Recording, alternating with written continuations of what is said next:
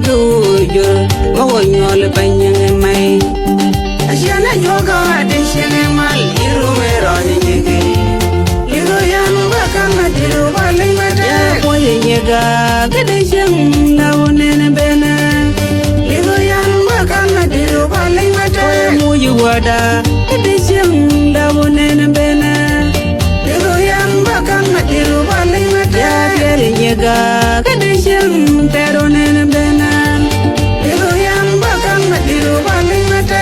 Koyamen when Nyagolo Chalanyagolo moon.